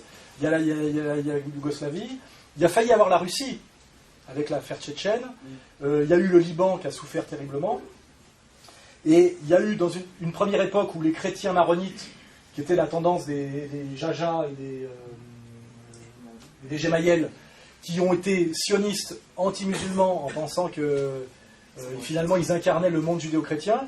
Et finalement aujourd'hui, les chrétiens maronites, parce que les chrétiens du Liban sont maronites, ont compris que finalement, c'est ce qu'ils m'ont dit, moi j'écoute ce qu'on me dit, eux ils ont 20 ans, 30 ans de présence et de conflit, que leurs pires ennemis étaient finalement Israël, et que finalement, aujourd'hui, pour sauver le Liban, il fallait faire un pacte de fraternité entre chrétiens maronites et musulmans, je veux dire, respectables, parce qu'il y a de tout chez tout le monde, et qui sont incarnés au Liban par Hassan Nasrallah. Et cette alliance fonctionne très bien, à tel point que l'empire mondialiste a tout fait pour empêcher qu'ils prennent le pouvoir, en les menaçant même de sanctions, etc., pour qu'ils n'arrivent pas au pouvoir. Donc ils représentent la coalition majoritaire, mais maintenus en dehors du pouvoir par la communauté internationale Ça veut dire que c'est la communauté qui règne à l'international, hein, ça veut dire ça la communauté internationale. Hein. Et pour que cette réconciliation nationale ne se fasse pas. Alors elle se fait effectivement, mais il n'arrive pas à prendre le pouvoir. Et en réalité, ce que m'a expliqué Aoun, c'est que effectivement le Liban pourrait être l'exemple d'un pays prospère au Moyen-Orient, multiconfessionnel et national. Et en réalité, ça serait l'exemple que ça pourrait aussi marcher pour Israël, qui pourrait aussi devenir un pays multiconfessionnel prospère. C'est-à-dire que cesser d'être un pays d'apartheid, hein, où il faut définitivement qu'un gagne contre l'autre absolument, et, tu vois, c'est-à-dire que tout l'un ou tout l'autre. Et que donc, Aoun a compris que finalement, le Liban était un exemple qui devait cesser d'exister parce que c'est une solution possible. Si c'est possible au Liban, ça peut être possible en Israël. Et qu'en fait, le sionisme radical avait une volonté et un intérêt à ce que ce Liban multiconfessionnel n'existe pas et à ce qu'il s'écroule par la guerre civile et qu'il n'existe que le conflit de civilisation. Voilà. Et que finalement, le pire ennemi des chrétiens maronites, c'était les sionistes et pas les musulmans. Voilà. Et voilà. Bon. Et ils ont fait ce constat, après s'être beaucoup trompés. Hein. Je vais poser une question sur ce que tu as dit là, judéo-chrétien. Pourquoi on dit judéo-chrétien? Soit on est juif, soit on est chrétien, soit on est musulman. On ne peut pas être les deux à la fois. Judéo-chrétien, c'est un terme, je crois, qui est une association de mots qui est apparue au XIXe siècle, oui. Et qui fait croire, en gros, que le judaïsme et le christianisme, c'est le même monde. Alors qu'en réalité, ce qui est d'ailleurs devenu une vérité théocratique depuis Vatican II. Puisque depuis Vatican II... Pas longtemps, quoi. Oui, depuis Vatican II, qui est considéré comme une hérésie par les gens, je crois, qui ont bien lu les évangiles. Avant Vatican II, on priait, on disait que les juifs étaient déicides. On priait pour leur conversion. Ah, ouais, d'accord. Ce qu'il faut comprendre, c'est que Jésus est venu pour accomplir la nouvelle alliance, qui est le dépassement et l'abolition de l'ancienne alliance. C'est-à-dire qu'il fait passer l'élection des Juifs à l'élection à tous les hommes du monde entier. Hein.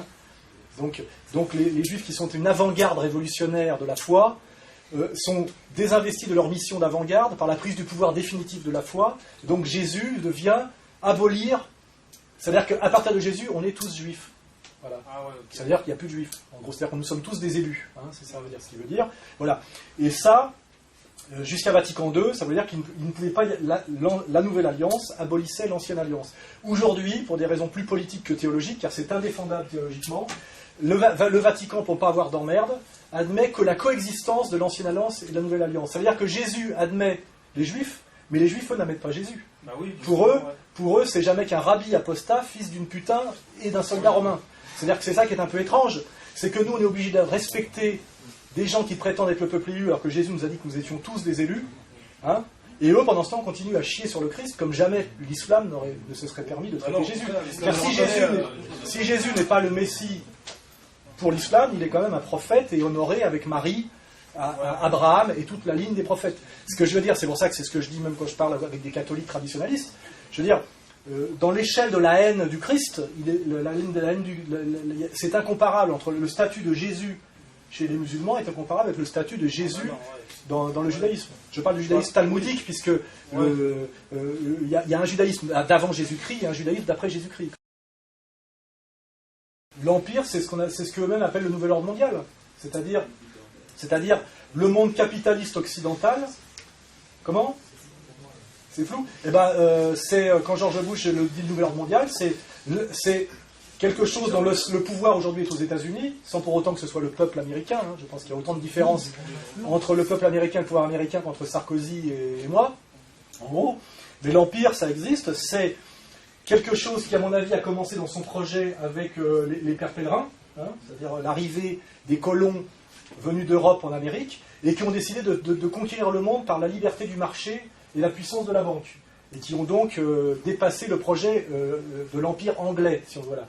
Et ce projet s'est accompli lentement et sûrement par la destruction d'ailleurs de l'Europe et de sa bêtise par des guerres mondiales, puisque finalement ce qui a permis le leadership américain, c'est les 2 guerres mondiales successives qui sont essentiellement des guerres d'extermination entre 2 peuples chrétiens d'Europe qui s'appellent les Allemands et les Français, ce qui prouve qu'il ne suffit pas ni d'être chrétien ni d'être musulman pour être fraternel, car les musulmans ont surtout tué les musulmans dans l'histoire, pour ceux qui le savent, et les chrétiens ont surtout tué les chrétiens. Hein, voilà. Il faut le savoir, donc c'est beaucoup plus compliqué que ce qu'on nous dit. Voilà. Et donc l'Empire, c'est ce capitaliste financier à vocation d'hégémonie mondiale, piloté essentiellement des États-Unis, par une oligarchie dont les 3 têtes seraient en gros le Congrès, la Réserve fédérale américaine et Hollywood. Hollywood pour la propagande, la Réserve fédérale pour la production d'une fausse monnaie qui permet de tout acheter, qui s'appelle le dollar, et le Congrès qui est finalement la convergence de ces deux influences idéologiques pour faire passer les lois. Et ça s'appelle l'empire mondialiste. Et aujourd'hui, on n'est pas paranoïaque ou complotiste quand on le dit, puisque depuis 20 ans maintenant et la chute définitive de l'URSS, ce nouvel ordre mondial affiché, qui d'ailleurs est porté par une caste qui s'appelle eux-mêmes les néoconservateurs et dont l'idéologie, la théologie est d'être des chrétiens sionistes, justement, puisqu'on revient à ta question, eux se réclament d'ailleurs des judéo-chrétiens. Le judéo-christianisme existe, c'est ça, c'est les juifs et les protestants. Mais ça exclut les catholiques, il faut le savoir. Nous, les catholiques, ne sommes pas judéo-chrétiens. Hein. Le judéo-christianisme existe, effectivement, ça s'appelle le cercle de la Bible, c'est le monde de l'Ancien Testament. Or, l'Ancien Testament est le livre sacré de qui? Des juifs et des protestants. Nous, catholiques, c'est les évangiles, c'est le Nouveau Testament. Ça n'a rien à voir, quoi. Ça n'a pas rien à voir, mais ce n'est pas le même monde. C'est-à-dire que nous admettons les écrits bibliques, c'est-à-dire le Pentateuque, qui s'appelle la Torah, le Pentateuque, la Bible, c'est la compilation de 5 textes. D'ailleurs, c'est un montage écrit en plusieurs langues, apocryphe, bref, c'est pas un problème. Mais nous sommes la religion, car je suis quand même catholique et j'ai été élevé au collège Stanislas, chanteur au petit chanteur, et je connais bien le catholicisme. Nous sommes la religion, d'ailleurs non pas du livre, c'est les juifs et les protestants qui disent ça, et les musulmans qui se trompent, nous sommes la religion de l'incarnation. Hein, nous ne sommes pas la religion du livre, l'incarnation. C'est Jésus-Christ. Et nos valeurs, c'est l'acte des apôtres et les évangiles, qui sont 4 textes plus 1, voilà, hein, et qui témoignent de la vie et de la passion du Christ qui est venu pour amener le message de la Nouvelle Alliance et pour dépasser justement l'ancienne alliance. Et donc nous ne sommes pas judéo-chrétiens, car il y a autant d'opposition entre l'Ancien Testament et le Nouveau, entre le Christ et le judaïsme, qu'il y a d'opposition en France entre la période du roi et la Révolution française. Jésus-Christ, c'est exactement le marqueur qui correspondrait en histoire à la Révolution française. C'est-à-dire qu'il y a la France a toujours existé, mais il y a la France d'avant Louis XVI et la France d'après Louis XVI. Et bien c'est pareil. Dans le monde, on va dire monothéiste, pré-islamique, il y a un marqueur au milieu qui est Jésus-Christ, et il y a avant qui est le monde de l'Ancien Testament, et après le monde du Christ. Et ce monde du Christ, c'est le monde de l'égalité, de la fraternité, qui correspondrait beaucoup à l'idée républicaine, quelque part, si on voulait faire des transpositions. Alors que l'autre, c'est un monde avec des élus, des nobles.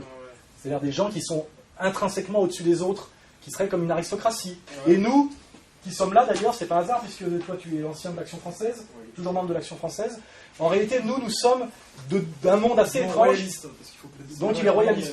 Donc nous sommes du monde français catholique. Et français catholique, c'est très anti-impérialiste, à 2 niveaux, parce que la France, c'est pour ceux qui ont vu les conférences de M. Asselineau sur Internet, est un pays qui a toujours résisté aux empires, que ce soit l'empire anglais ou l'empire allemand, et que c'est un peu De Gaulle, quoi. On a toujours été une espèce de 3e voie, une autre solution, avec quelque chose qui s'appelle l'universalisme français. Et donc nous sommes doublement en tant que Français catholiques des gens qui ont vocation à toujours être des résistants à l'Empire, et des gens que les empires, que ce soit l'Empire anglais, allemand ou américain aujourd'hui, veulent soumettre.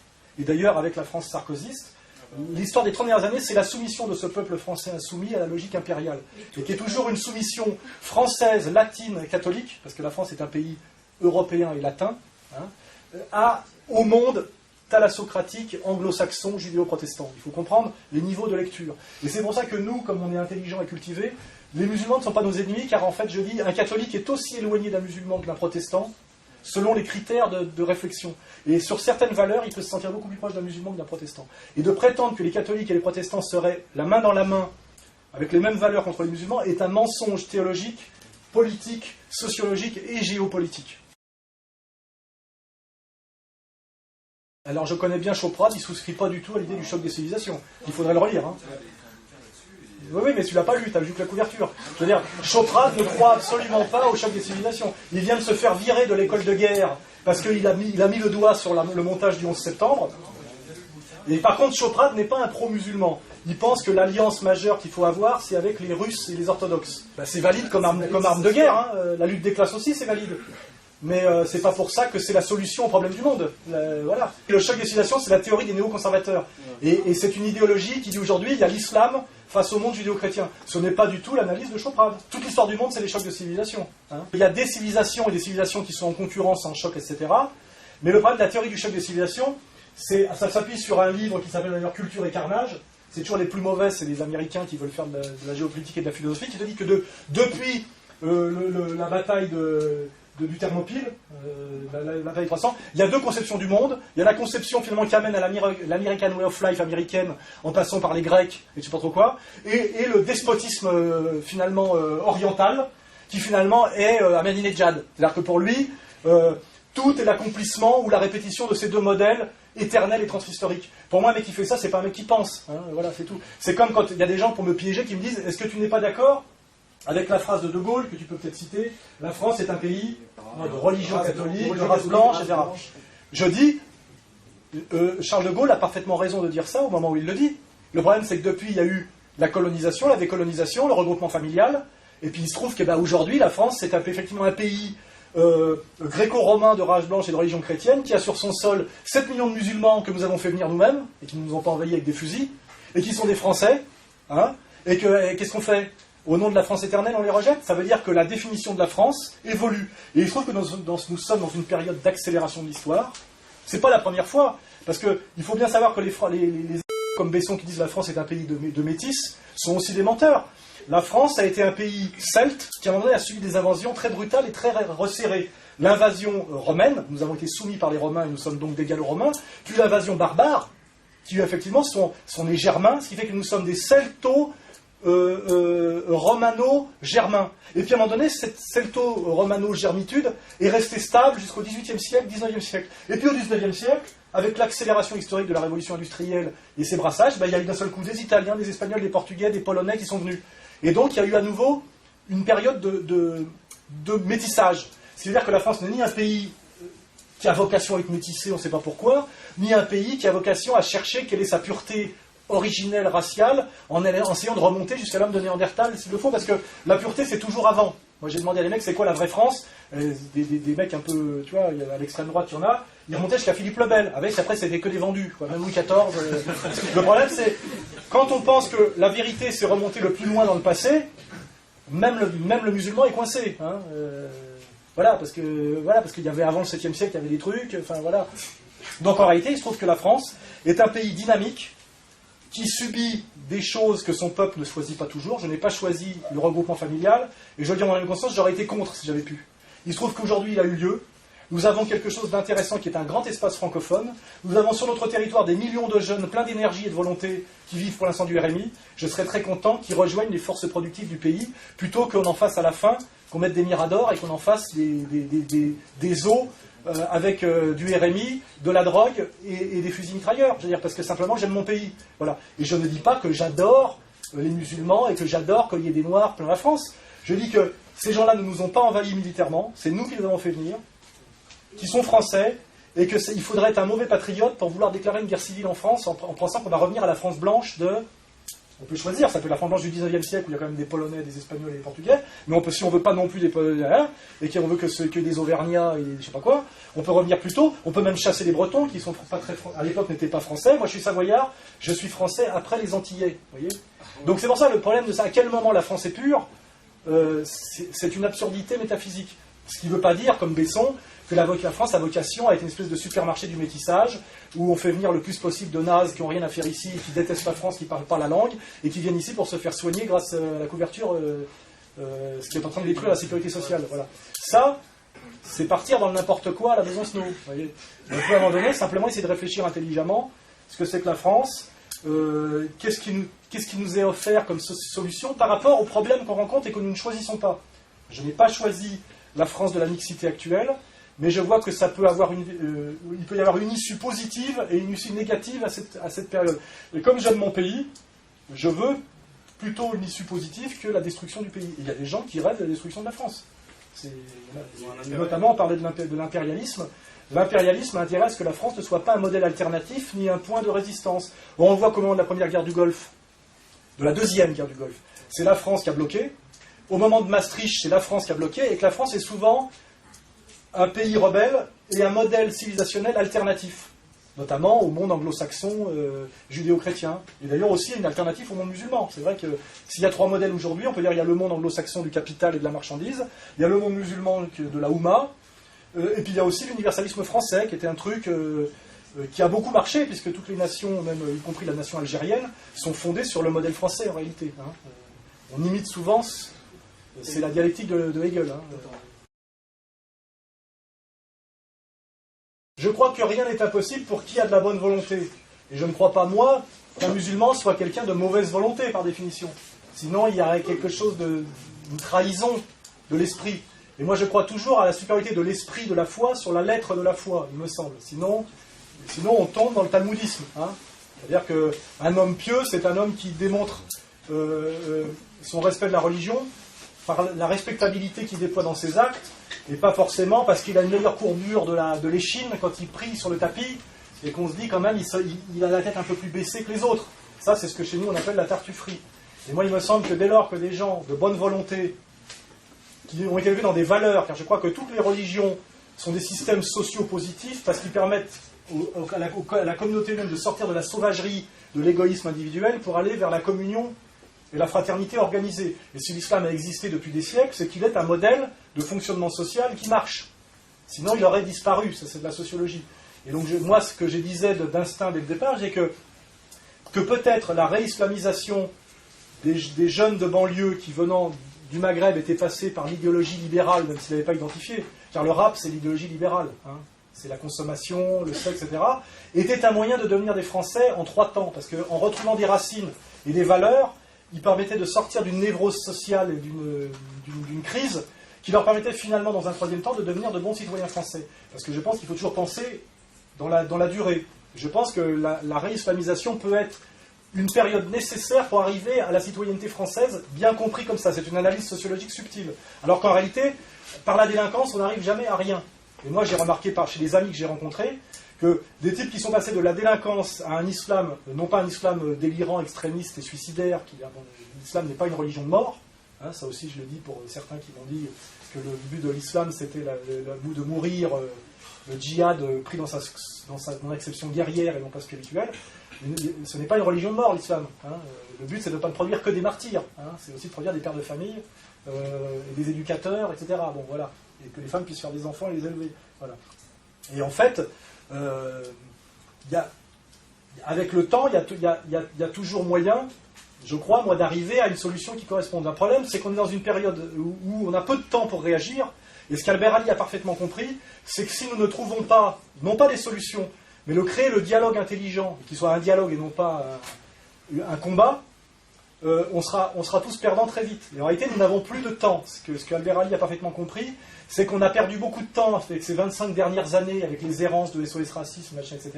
Et là, nous sommes à une période charnière, intéressante, où soit on arrive à créer ce dialogue entre gens de bonne volonté, on va dire toi et moi, et pas Julien Drey avec un salafiste qu'ils auraient choisi eux-mêmes, avec une grande barbe et un couteau quelque part, parce qu'ils aiment bien filmer des musulmans qui sont des bouchers, qui aiguisent leur couteau quand on les interviewe. Ils adorent ça, j'ai remarqué. Souvent, le mec, c'est bien fait, quoi. Voilà. Et que si on ne le fait pas maintenant, je pense que dans 3 ans, 4 ans, ça sera trop tard. Car on voit la chose s'accélérer. Hein. La loi sur la burqa, les couvertures des journaux. Enfin, depuis le 11 septembre, on a bien compris que l'empire qui existe avait désigné comme bouc émissaire le musulman. Hein, c'était clair. Or, nous, en géopolitique, on a bien compris que le monde musulman est un monde qui résiste à la mise au pas mondialiste, puisqu'il y a une finance islamique, et que nous-mêmes, qui venons du monde catholique, avons été mis au pas par le mondialisme marchand, c'est-à-dire que nous avons été détruits.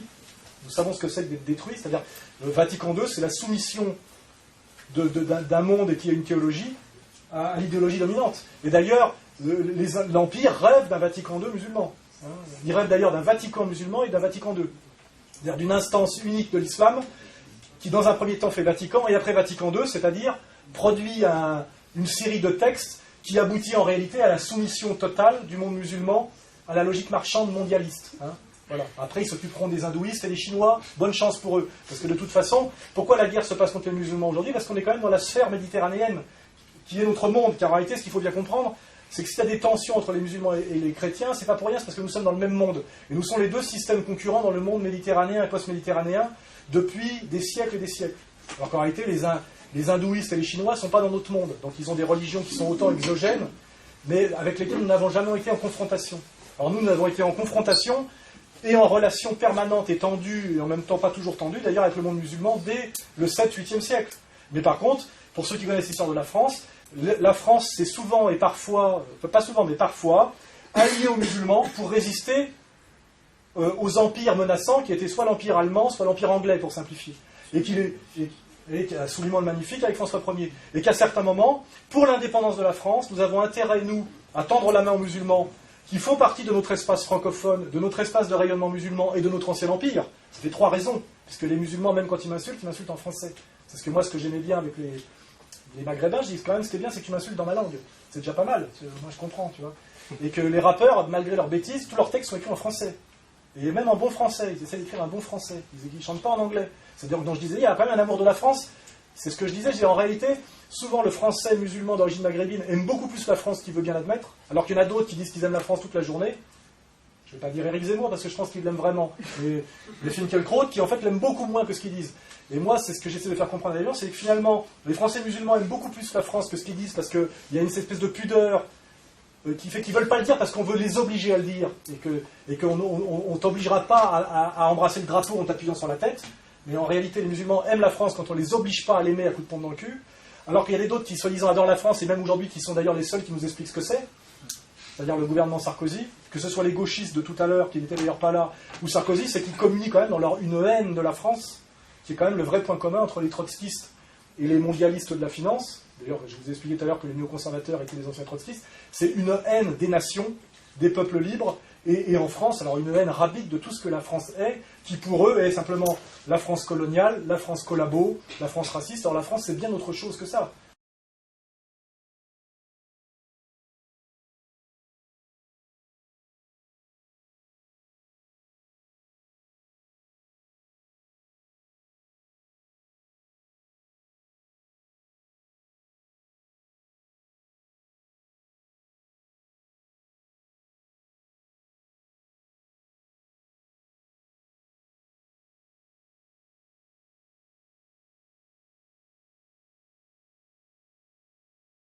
Ben, je vais vous dire un truc, j'ai l'honnêteté de vous le dire, je ne suis pas musulman, c'est pas à moi de le dire, mais par contre nous, qui ne sommes pas là pour manipuler les musulmans, enfin parce qu'on ne les prend pas tant que ça pour des cons, ils ne sont pas si faciles à manipuler, par contre ceux qui disent ça, c'est parce qu'ils pensent qu'on veut faire comme eux.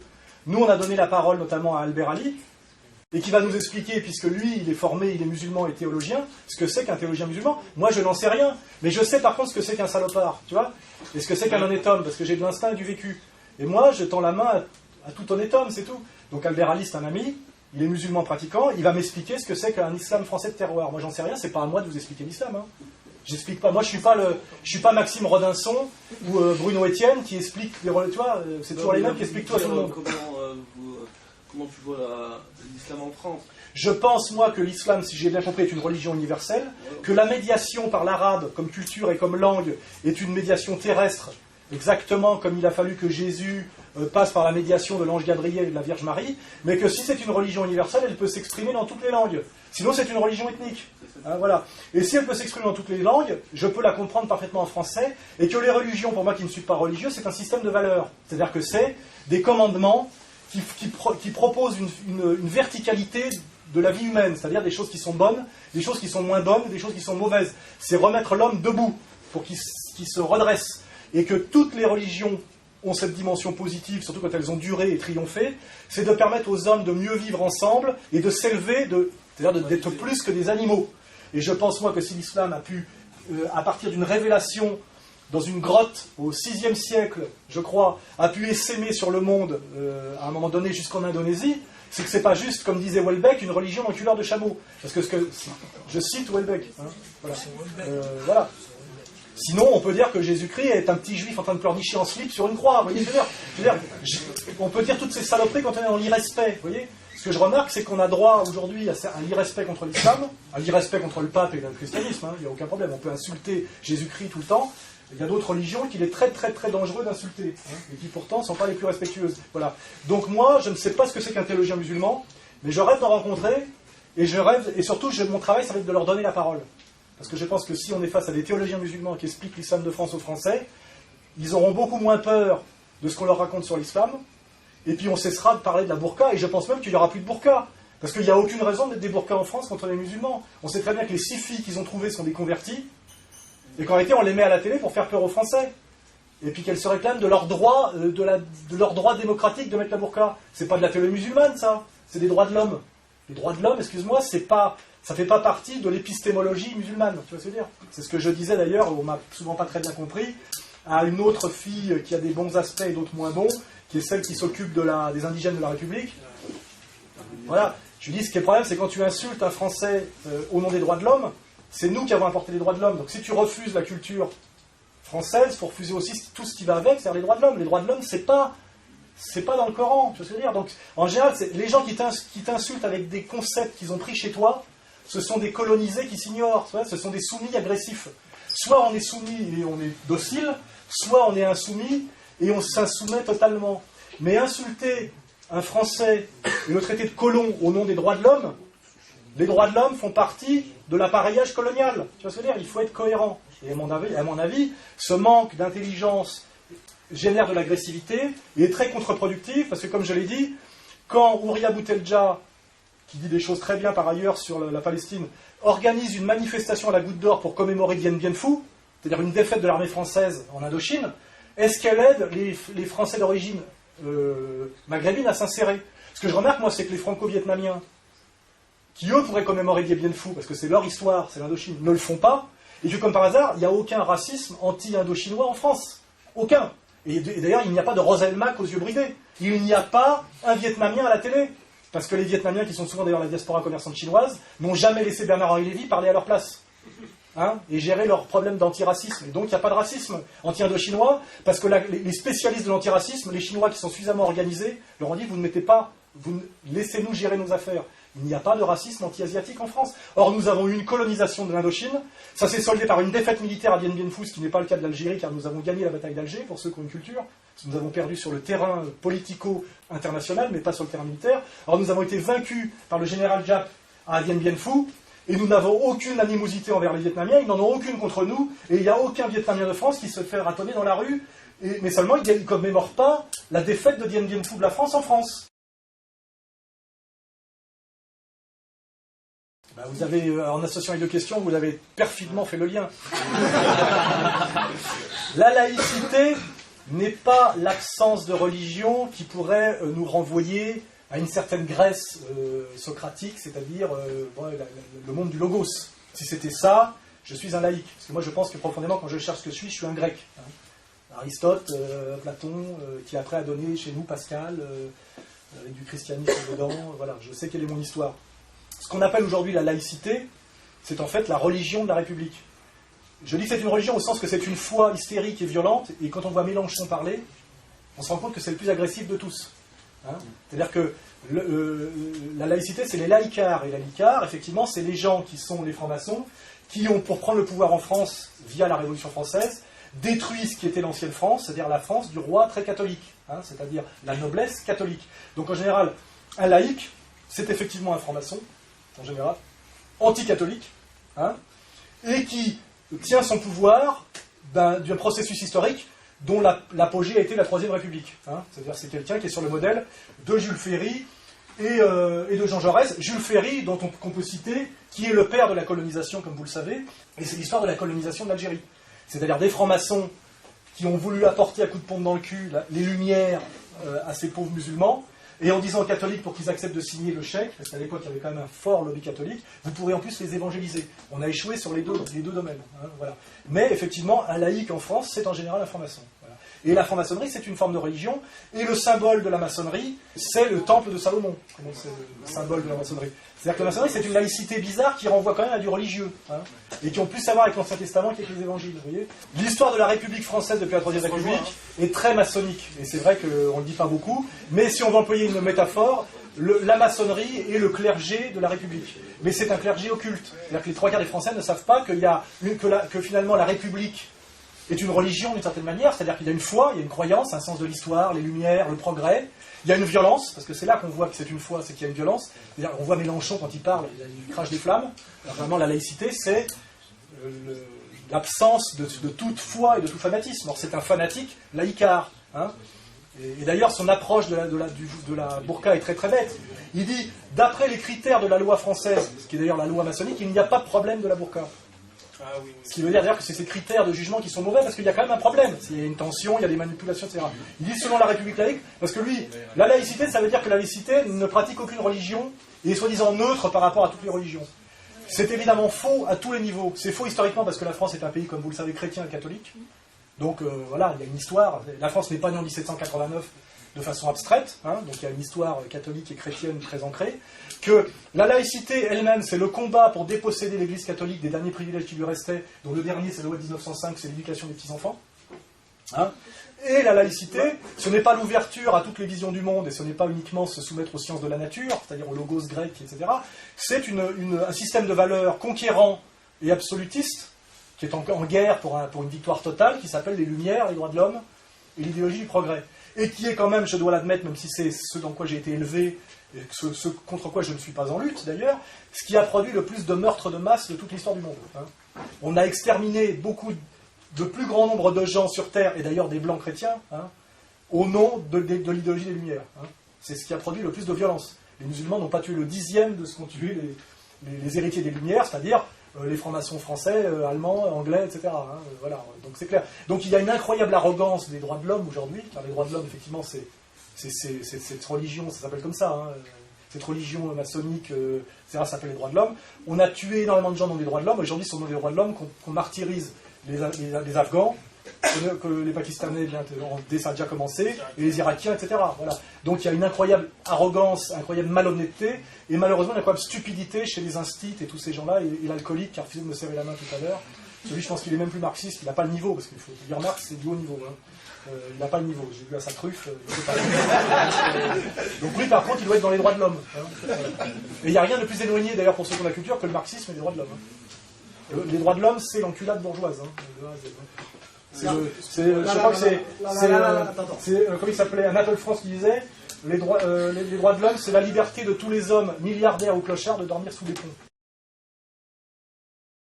Je fais partie d'un collectif, je suis obligé de l'assumer, et ça s'appelle le destin de l'homme, c'est-à-dire que je suis français de naissance, je suis obligé d'assumer ma francité même face à toi, tu vois, parce que malheureusement, quand on dit les Français, vous nous avez... Quand un Algérien me dit vous nous avez, il me parle à moi, il me dit vous nous aussi. Moi, j'ai jamais fait la colonisation. Non, mais je suis bien obligé de porter ce nous français collectif. Ça s'appelle de la sociologie, ça s'appelle de l'anthropologie, c'est comme ça la vie. C'est-à-dire que les Allemands, quand il y a un juif qui rencontre un Allemand, il fait vous nous avez persécuté. L'Allemand il dit moi je suis né en 1964, j'ai jamais rien fait, etc. C'est quand même comme ça parce qu'il continue à payer l'Allemand. Il faut le savoir. Hein. Il continue à payer. Voilà. Donc le nous collectif est quelque chose qui existe en sociologie. Et nous devons en tenir compte car c'est une réalité. Il y a des nous, des vous et des ils. Il y a les Français. Et il y a effectivement les Français de souche. Alors il y a plusieurs d'ailleurs degrés. Il y a les Français plus récents.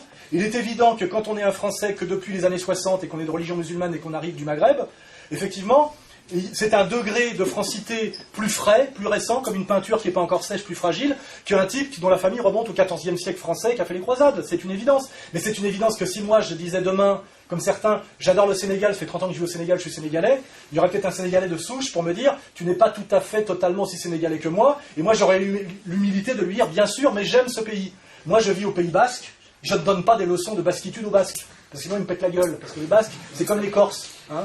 Ils n'aiment pas que les étrangers leur donnent des leçons. Or en France, on est dans un pays étrange où il y a une communauté de gens qui se prétendent d'ailleurs, quand ça les arrange, israéliens, etc., qui nous expliquent que c'est que la France, toute la journée. Voilà.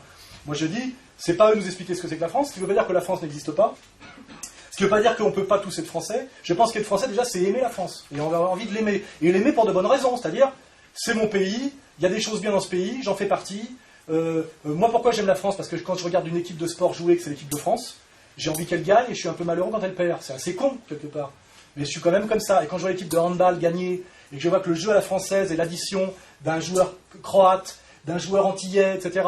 Et je me dis, nous, on a ce génie-là, les Français, c'est qu'on est capable de faire de n'importe qui vient de nulle part, un bon Français en une génération. On est un des seuls pays à y arriver. Hein. Un Anglais, tu ne deviens jamais Anglais. Les Anglais sont communautaires, tu peux porter la burqa en Angleterre, mais tu resteras toujours un musulman pakistanais qui vit en Angleterre. Tu ne verras jamais un Anglais. Nous, on a ce défaut qui est notre qualité, c'est qu'on a envie que tout le monde devienne français. Et c'est une définition assez ouverte. Tu vois, mais ça passe quand même par l'amour du pays. Voilà, c'est des mecs qui mouillent, ça s'appelle aimer le drapeau. Quoi, je veux dire, voilà. Et moi, je n'aime pas trop les gens qui disent, moi je suis en France, j'en ai rien à foutre, j'aime pas ce pays, c'est de la merde, etc. Je me dis, plus il y aura de gens comme ça, moins ça marchera, c'est tout. Et ça... Bien sûr, c'est une minorité. Mais moi, je ne suis pas... Besançon, il adore ça, lui. Il les préfère. Hein. Il préfère les types... L'autre jour, t'as vu sur l'identité française, il y avait une réunion. Il y a des mecs qui sont venus, des petits gauchistes français, d'ailleurs blancs, parce qu'en général, c'est les plus blancs, les plus français qui détestent le plus la France. Et ils se sont mis à faire semblant de vomir parce qu'il y avait un débat sur l'identité nationale. Et c'est Farid Smaï qui a dit... moi, je vous dis, voilà, la France, quand les touristes chinois ils viennent, ils visitent les châteaux de la Loire.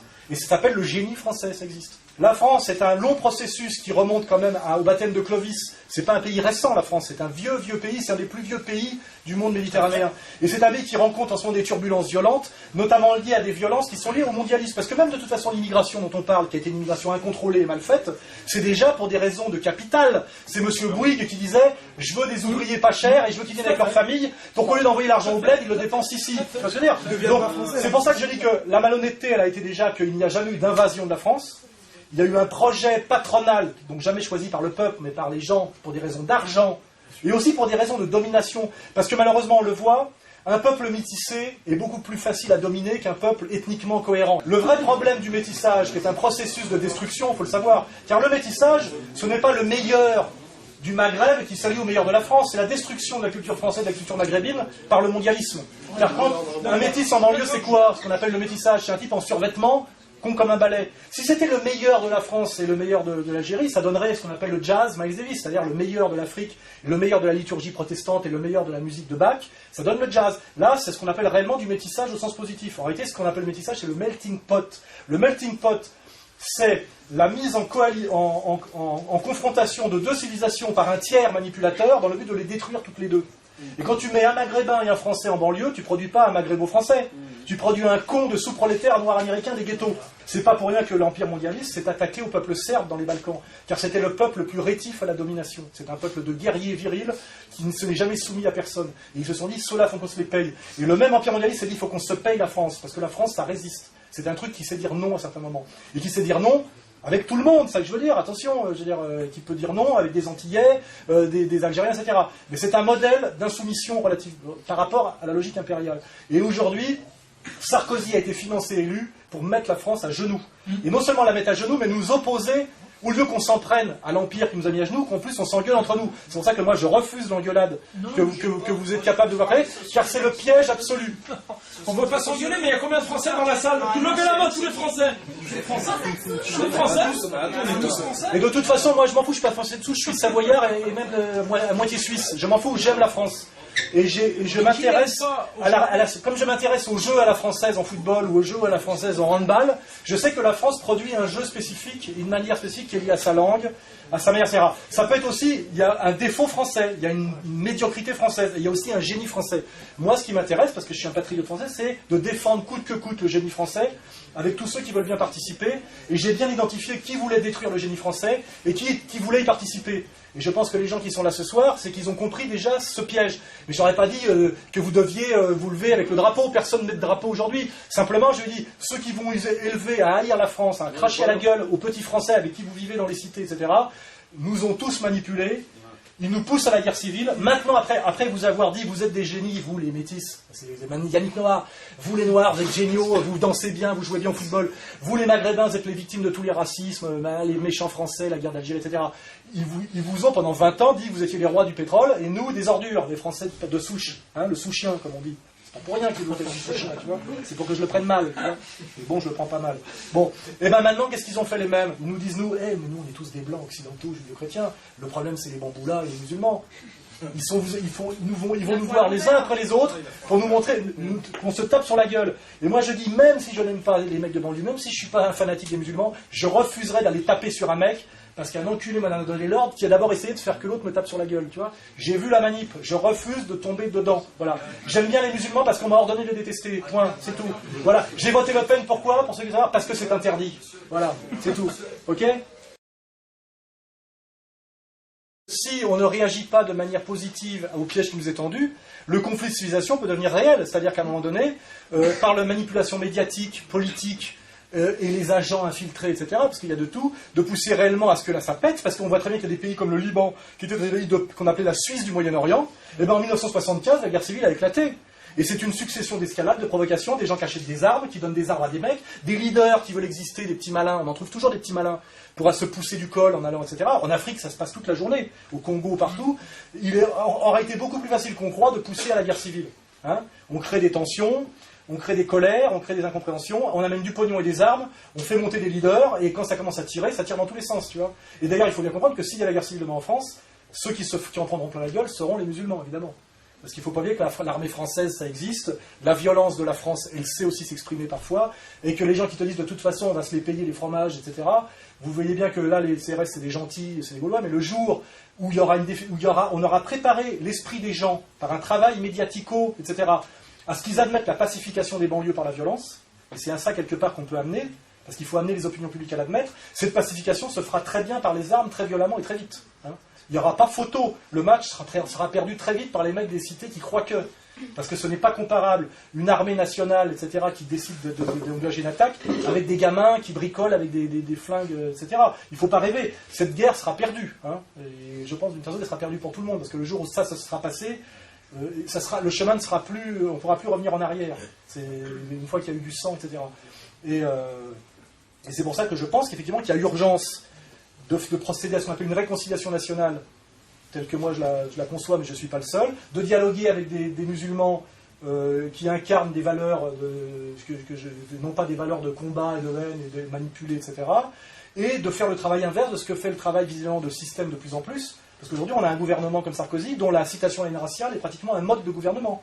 Parce qu'on sait très bien qu'en jouant les faux culs comme ils savent très bien le faire, en mettant des burkas toute la journée, etc., l'amalgame se fait, plus le 11 septembre, ce qui n'est pas rien le 11 septembre, le danger islamique, etc. Et bien aujourd'hui, tout Français qui regarde la télé, même si c'est pas un méchant, voit le musulman comme un type, t'as vu quand même son regard, machin, il a peut-être une ceinture de bombe comme un Palestinien, etc. Et malheureusement, ce climat, il est créé volontairement.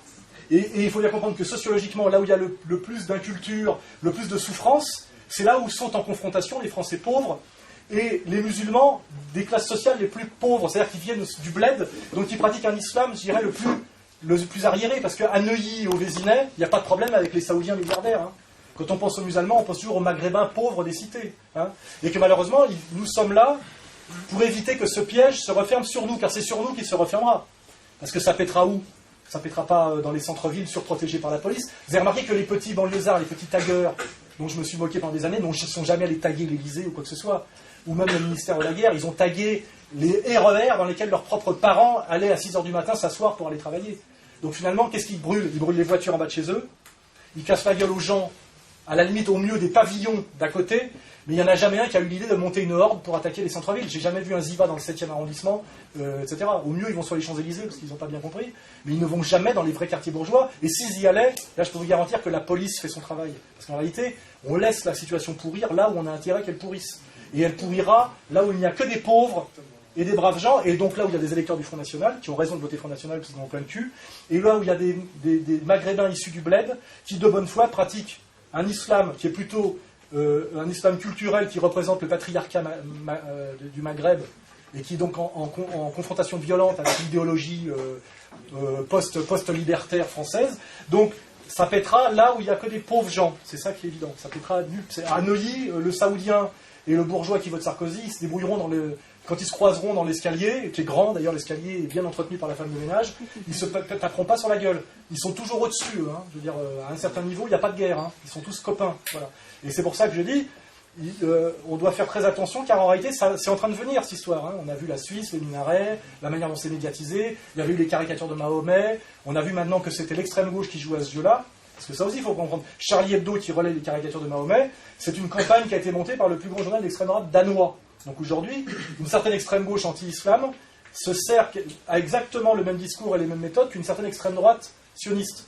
Donc il y a eu des convergences qu'il faut identifier. Aujourd'hui, l'extrême gauche, au nom de la laïcité, est anti-islam, comme l'extrême droite au nom de l'identité européenne blanche. Finalement, c'est une extrême gauche et une extrême droite, et ils sont la main dans la main. Et d'ailleurs, ce soir, on peut imaginer, quelque part, que... ils étaient très contents de nous empêcher d'essayer de discuter, c'est évident. Et on le voit en Hollande, on le voit en Belgique, on le voit un peu en Italie, et en Italie ça commence à péter, il y a des ratonnades, etc. etc. Et quand l'État valide la ratonnade, c'est comme quand les Juifs disaient on est allemand, il n'y a pas de problème, en 1933 on a des papiers, Hitler lui il est autrichien. Quand à un moment donné, Parce que ça aussi, c'est ce jeu de pareil avec Ramadan, on pourrait discuter. Lui, il dit, je veux la loi, l'application de la loi. Mais la loi, c'est pas la loi coranique. C'est la loi, comme on le sait, républicaine, c'est la ratification d'un rapport de force. Les lois, elles changent. Donc le jour où il faudra une loi pour qu'on ait le droit de tirer à vue sur les musulmans, ils la font voter, elle sera votée. Comme on a fait voter, même Maastricht, c'est repassé par Lisbonne. Il faut bien que vous compreniez ça, la loi ne protège de rien et les papiers. Quand tu vas au commissariat montrer que tu es français avec des papiers, que c'est les flics qui ont ordre de t'arrêter, de te déporter, tu vas pas au commissariat pour montrer tes papiers. C'est ce que je veux dire. Il n'y a plus de papiers. Donc ça veut dire qu'à un moment donné, toutes ces espèces de fausses protections, qui sont aussi des connards, j'aime pas aussi les Mélenchons, il n'y a pas de problème, de toute façon on est tous français, on a des papiers. Bien sûr qu'il y a un problème. On a très bien compris que les papiers, c'est pas la nationalité, qu'il y a des tensions. La burqa, il n'y a pas de problème, parce que dans l'espace public, on a le droit de s'habiller comme on veut. Bien sûr qu'en théorie, oui, la loi dit ça. On a le droit de porter une burqa, comme si on a le droit de porter une tenue de carnaval. Mais t'as bien vu qu'ils vont faire passer une loi, et elle va passer, elle est déjà passée d'ailleurs, c'est décidé. Ça marginalise et ça diabolise les musulmans, ça les pousse à se radicaliser. Les femmes vont exprès mettre des burqas pour dire on vous emmerde, vous nous faites chier. Il y aura les caméras de journalistes à la gamelle pour bien le montrer. Ça fait monter la tension entre Français et musulmans, ça montre que c'est impossible, inconciliable l'islam et la France. Que Soral c'est un con, un naïf manipulé par les musulmans ou payé par Ahmadinejad, j'entends déjà ça toute la journée. Voilà.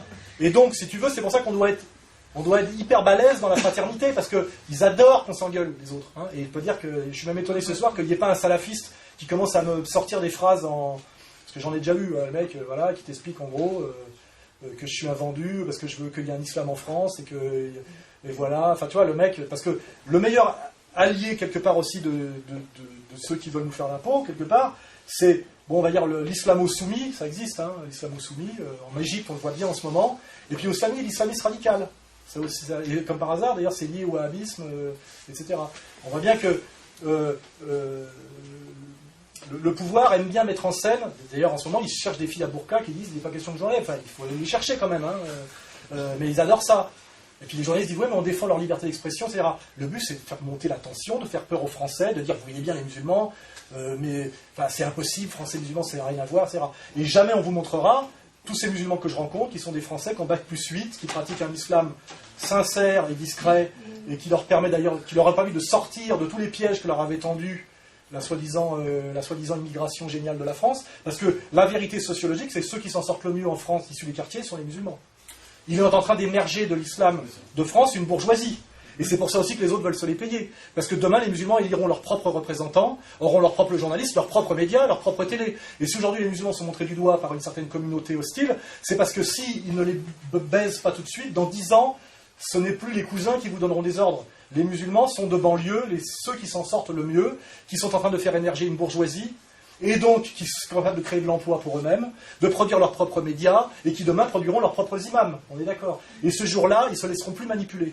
Et le jour où ils ne seront plus manipulés, il y en a qui s'inquiètent, parce qu'ils aimaient bien pousser le français de souche contre le musulman. Et ça se joue en ce moment. Ça se joue en ce moment, parce que dans 10 ans, vous aurez gagné. Plus personne, ça sera comme les Vietnamiens, plus personne vous expliquera ce que c'est que l'histoire de la colonisation, comment on doit comprendre le Coran, qui est-ce qu'on invite à la télé, parce qu'on a bien vu quand même que on vérifie qu'une communauté est dominée, parce que c'est jamais elle qui choisit qui elle va envoyer à la télé pour parler en son nom. Hein.